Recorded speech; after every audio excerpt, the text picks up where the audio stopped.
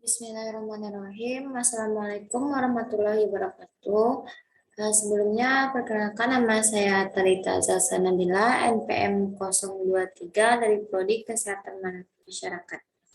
Di sini saya ingin menjelaskan tugas pertama etika, yaitu tentang tanggung jawab ahli kesehatan masyarakat. Sebelumnya, izin share screen kepada Bapak.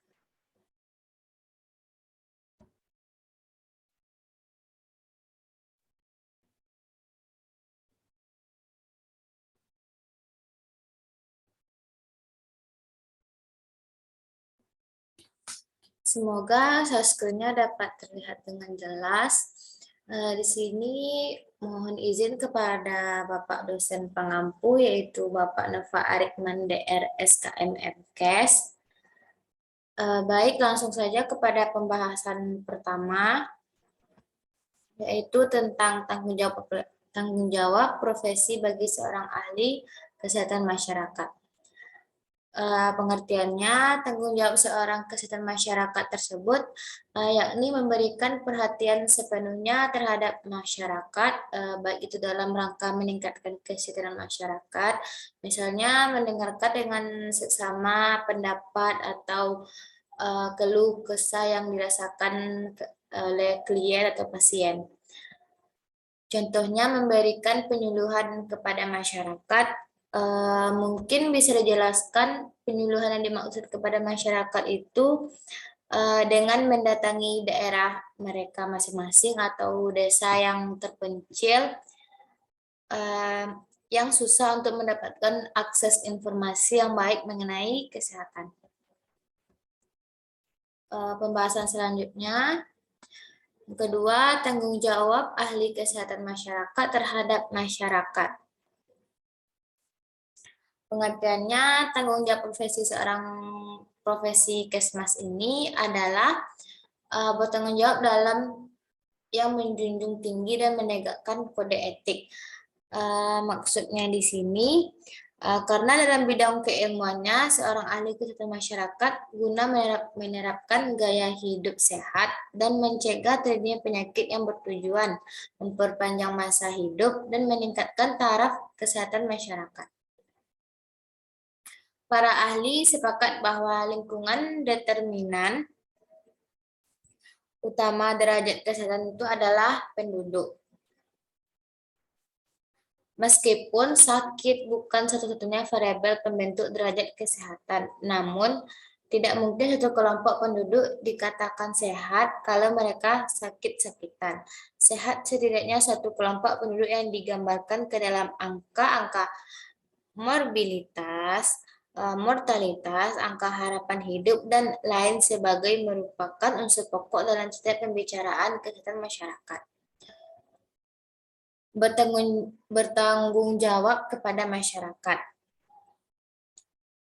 Bertanggung jawab kepada masyarakat ini artinya kesediaan memberikan pelayanan sebaik mungkin sesuai dengan profesinya tanpa membedakan antara pelayan bayaran dan pelayan cuma-cuma, misalnya memakai BPJS dan langsung membayar cash. Menghasilkan layanan yang bermutu yang berdampak positif bagi masyarakat. Pelayanan yang diberikan tidak semata-mata bermotif mencari keuntungan untuk diri sendiri saja. Materi selanjutnya, tanggung jawab ahli kesehatan masyarakat terhadap masyarakat. Tanggung jawab ahli kesehatan masyarakat terhadap masyarakat. Pengertiannya, keterkaitan antara keajaiban hukum dan kewajiban profesi terletak pada kesadaran akan kewajiban kepada orang lain. Yang dimaksud yaitu yang mengikat, memperhatikan, dan menghormati serta tidak merugikan kepentingan orang lain tanpa mengabaikan kepentingan sendiri atau organisasi profesinya. Dan dalam profesi terdapat beberapa kepentingan, antara lain ada 4 bagian. Yang pertama, kepentingan klien, kepentingan masyarakat, kepentingan negara, kepentingan organisasi profesi. Di sini saya akan menjelaskan masing-masingnya. Yang pertama dulu kepentingan klien dapat bersifat individual atau bersifat kolektif. Dan kepentingan klien ini langsung terkait apabila terjadi malpraktek profesional dalam hubungannya dengan profesional, kedudukan klien bersifat dependen dan dalam kondisi konfidensial dalam kerangka memberikan pelayanan. Yang kedua itu kepentingan masyarakat, dapat dijelaskan di sini hubungan eratnya dengan sifat profesi. Karena sifat profesi harus mengedepankan pelayanan dan kepentingan umum atau sifat altruistik. Pelayanan profesional yang ceroboh akan menunjukkan kepentingan masyarakat yang harus dilayani. Yang ketiga, kepentingan negara. Sepanjang yang menyangkut kepentingan negara, masalahnya akan banyak berkaitan dengan kebijaksanaan sosial dalam bentuk program-program pembangunan dan kekhususan pembangunan di bidang hukum. Yang terakhir yaitu kepentingan organisasi profesi, dapat dijelaskan di sini peranan organisasi profesi tidak hanya perusahaan untuk pembinaan, namun sumber daya manusia tetap juga peran untuk pemantapan organisasi profesi hukum. Pembahasan selanjutnya, tanggung jawab ahli kesehatan kepada diri sendiri. Mungkin bisa diartikan sebagai tanggung jawab masyarakat bagi diri sendiri itu segala hal yang berhubungan pada diri kita atau keterkaitannya atau melibatkan diri kita sendiri. Contohnya saya ambil dari profesi dokter saja, karena dokter harus secara mandiri dapat memenuhi kebutuhan orang lain yang membutuhkan bantuannya dalam mengatasi masalah kesehatannya dan mampu untuk memutuskan tindakan yang harus dilakukan serta dapat bertanggung jawab atas mutu pelayanan yang diberikannya. Misalnya saja, jika seorang dokter tersebut memiliki sakit-sakitan atau penyakit, apa mungkin pasien akan berobat ke dokter yang terkena penyakit, misalnya gatal-gatal atau dokter kulit lah, gatal-gatal.